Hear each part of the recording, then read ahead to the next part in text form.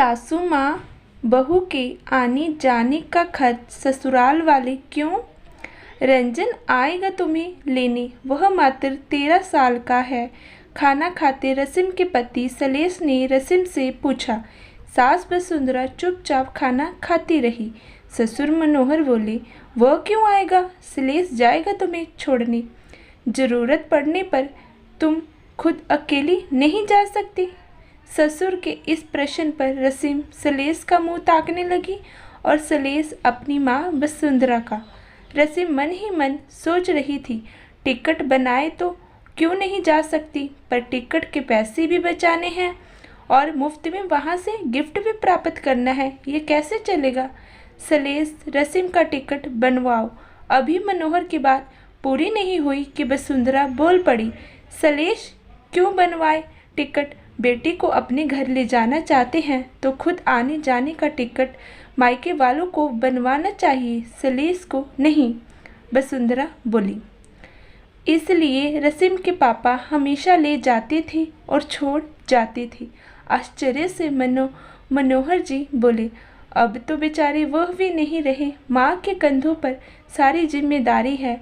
और सलेश, तुम इतनी गैर गुजरे हो गए हो, इतने नालायक हो गए हो जो अपनी पत्नी का खर्चा खुद नहीं उठा सकते। फिर शादी क्यों करी? डूब मरो चुल्लू भर पानी में।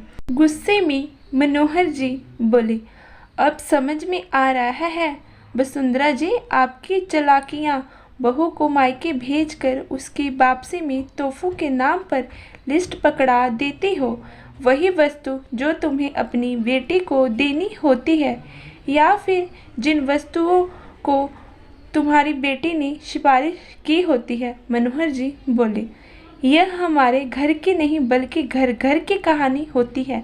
बेटे के आने जाने का खर्चा मायके वाले ही वहन करते हैं। आपको रस्मों की जानकारी कहाँ?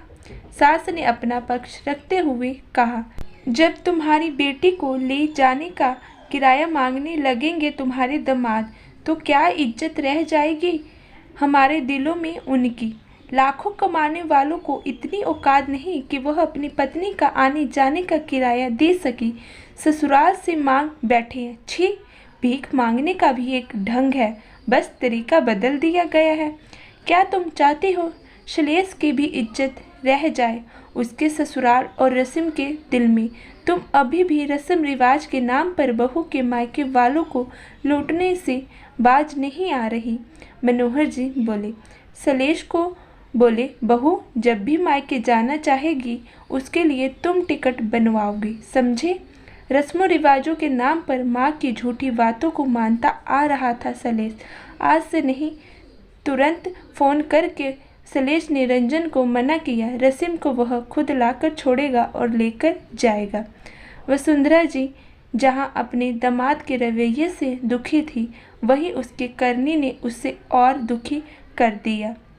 बहू और बेटों से उन्होंने माफ़ी मांगी। दोस्तों, ऐसे अनेक रस्म रिवाज हैं जिन्हें बदलने की ज़रूरत है।